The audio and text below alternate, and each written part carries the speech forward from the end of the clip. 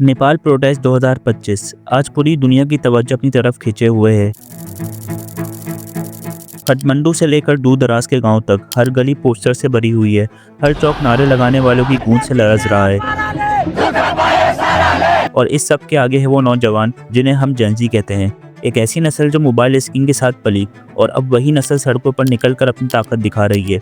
उनके चेहरों पर गुस्सा है और उनकी आंखों में सिर्फ एक सवाल, क्या पिछली नस्लों की तरह उनकी आवाज़ भी हमेशा के लिए दबा दी जाएगी? हुकूमत समझती थी कि सोशल मीडिया पर बैन लगाकर आवाम की ज़ुबान को बंद किया जा सकता है, मगर असल में यह फैसला उनके लिए सबसे बड़ा धमाका बन गया। जो प्लेटफॉर्म तस्वीरों, वीडियोस और हैशटैग को दबाने के लिए बंद किया गया था, वही प्लेटफॉर्म अब उन्हें और ज़्यादा शिद्दत के साथ दुनिया तक पहुँचा रहा है। और यहाँ से सवाल उठता है, आखिर नौजवान नस्ल अपनी हुकूमत के खिलाफ क्यों उतर आई? इस बैन के पीछे असल मकसद क्या था? क्या ये सिर्फ कंट्रोल की कोशिश थी या फिर कुर्सी बचाने की एक नई चाल? इन्हीं राजों को समझने और जदीद तारीख के इस पुरजोश वाक़ये की असल तस्वीर सामने लाने के लिए आप देख रहे हैं blog by Basit. In 2025, the streets of Nepal erupted with anger and defiance. What began as frustration over corruption and failed promises quickly grew into a nationwide uprising. The protests spread from Kathmandu to every corner of the nation, shaking the foundations of power. And as the movement grew stronger, Oli's grip on power began to crumble. This is the story of a nation rising against its leader. Nepal की protest की शुरुआत भी अचानक नहीं हुई। इसकी दास्तान काफी पहले ही लिखना शुरू हो चुकी थी। के.पी. शर्मा ओली की हुकूमत जब आई तो अवाम के दिलों में उम्मीद जाग उठी। लोग चाहते थे कि मुल्क तरक्की करे, नए पुल, नए रास्ते बनाए जाएं और एक बेहतर मुआशी मुस्तकबिल उनका इंतजार करे।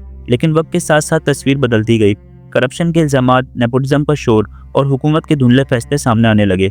अवाम को लगने लगा कि ओली सिर्फ अपनी कुर्सी बचाने के लिए इंस्टीट्यूशन का गलत इस्तेमाल कर रहे हैं।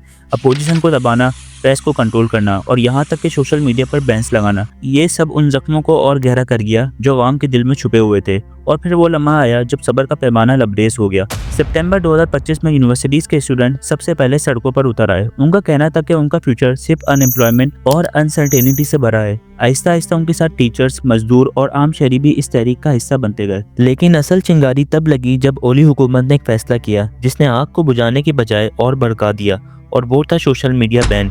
फेसबुक, टिकटॉक और एक्स जैसे प्लेटफॉर्म को टेम्परेरी ब्लॉक कर दिया गया। हुकूमत का कहना था कि ये कदम लॉ एंड ऑर्डर मेंटेन करने के लिए ज़रूरी है, मगर आवाम ने इसे अपनी आखिरी आज़ादी छीन लेने के बराबर समझा। जवानों के लिए सोशल मीडिया सिर्फ तफरीह का जरिया नहीं था, बल्कि अपने हक की आवाज़ उठाने का सबसे बड़ा प्लेटफॉर्म था। जब फ़ोन की स्क्रीन अंधेरी पड़ गई और ऐप्स बंद हो गई तो उनका गुस्सा सिमटने के बजाय फट पड़ा। काठमांडू के रत्ना पार्क और दुर्बार मार्ग प्रोटेस्ट का मरकज़ बन गए। हर दिन लाखों लोग जमा होने लगे। नए पोस्टर्स, नए स्लोगन और नए चेहरे इस एहतजाज को और मजबूत बनाते गए। पुलिस ने आंसू गैस और लाठी चार्ज का सहारा लिया, लेकिन आवाम का जुनून रुकने का नाम नहीं ले रहा था। हुकूमत ने प्रोटेस्ट को फॉरेन कॉन्स्पिरेसी करार देने की कोशिश की, लेकिन आवाम जानती थी कि ये गुस्सा इंपोर्टेड नहीं बल्कि उनके अंदर से फूट रहा है। कर्फ्यू लगाया गया, रात को मिलिट्री व्हीकल सड़कों पर घूमने लगी और हर तरफ बैरिकेड्स खड़े कर दिए गए, मगर लोगों के जज्बात इतने बुलंद थे कि वो कर्फ्यू तोड़कर भी सड़कों पर निकल आते। तो उस वक्त नेपाल की सड़कें खुद एक जंग का मंजर पेश कर रही थी। काठमांडू के तामिल और रत्ना पार्क से लेकर पोखरा की चौक तक हर तरफ आवाम और पुलिस के दरमियान झगड़े देखने को मिल रहे थे। स्टूडेंट ने अपनी यूनिवर्सिटी से रैलियां निकालना शुरू कर दी। टीचर ने दरवाजे बंद कर दिए और ऐलान कर दिया कि जब तक आवाज़ नहीं सुनी जाती तालीम का सिलसिला रुका रहेगा।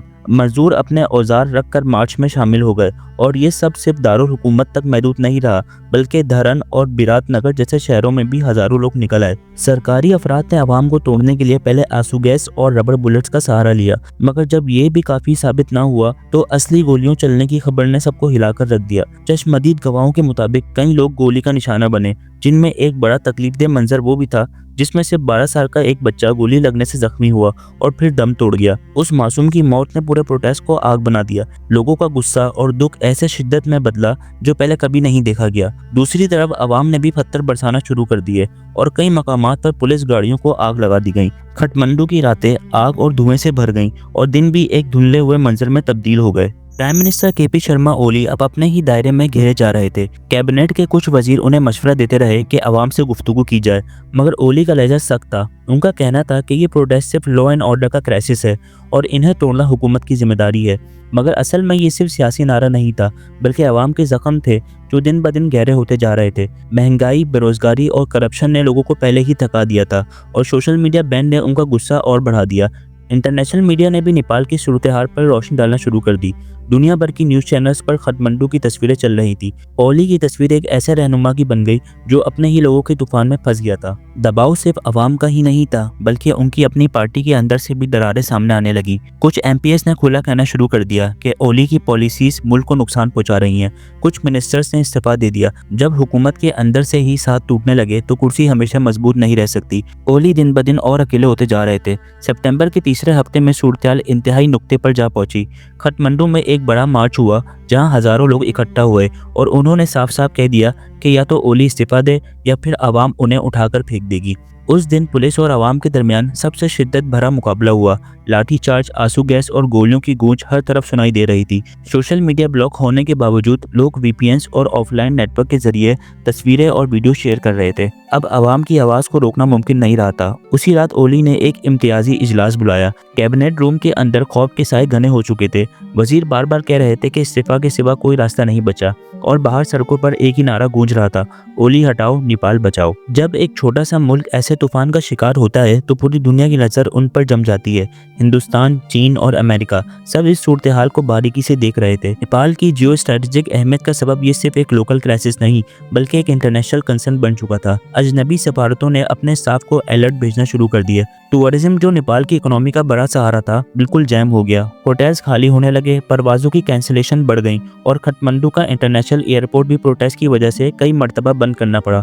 ये सब मिलाकर ओली की कुर्सी को और कमजोर करने लगा। अब सिर्फ एक फैसला बाकी था, या तो ओली इस्तीफा दें या मुल्क को और गहरी अफरा तफरी में धकेल दें। और फिर वो लम्हा आया जिसका इंतजार पूरा नेपाल कर रहा था। 9 सितंबर 2025 को बिल आखिर केपी शर्मा ओली ने अपना रेजिग्नेशन अनाउंस कर दिया। कैबिनेट रूम में टेंस गुफ्तगू के बाद उन्होंने तस्लीम कर लिया कि अब हुकूमत उनके लिए भरोसा और लेजिटिमेसी के साथ नहीं चल सकती। इस फैसले के बाद 12 सितंबर 2025 को सुशीला कार्की को इंटरिम पीएम बनाया गया, जिससे मुल्क की गवर्नेंस का नया दौर शुरू हुआ। हुकूमती स्टेक होल्डर्स ने यह फैसला लिया कि इंटरिम पीएम वो हो जो यूथ और आवाम के लिए तस्लीम शुदा हो। पर कुर्सी गिरने के बाद भी कहानियां खत्म नहीं होती। वो जेंजी जो प्रोटेस्ट में सबसे आगे थीं, अब अपनी एनर्जी और जुनून को कंस्ट्रक्टिव काम में लगा रही हैं। स्कूल, हॉस्पिटल्स और पब्लिक बिल्डिंग जहां पहले तबाही और आग फैली हुई थी, अब वॉलंटियर्स की मदद से दोबारा खड़ी की जा रही है। सड़कों पर गड्ढे बढ़ना, कचरा साफ करना और छोटी छोटी फैसिलिटीज दोबारा चालू करना अब उनकी जिम्मेदारी बन गई है।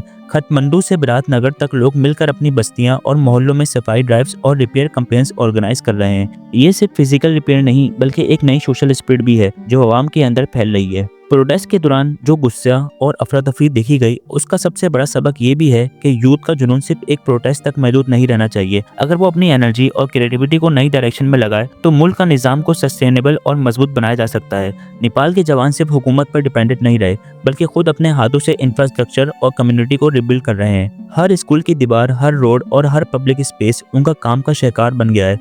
ये नई जनरेशन की कमिटमेंट और लीडरशिप का जिंदा सबूत है। इस नई शुरुआत के साथ एक ग्लोबल मैसेज भी उभर कर सामने आता है। अगर यूथ चाहे तो वो पूरे मुल्क का निज़ाम बदल सकती है। जुनून और एक्शन का कॉम्बिनेशन सिर्फ पॉलिटिकल तब्दीली तक महदूद नहीं बल्कि सोशल और इंफ्रास्ट्रक्चर तब्दीली भी ला सकता है।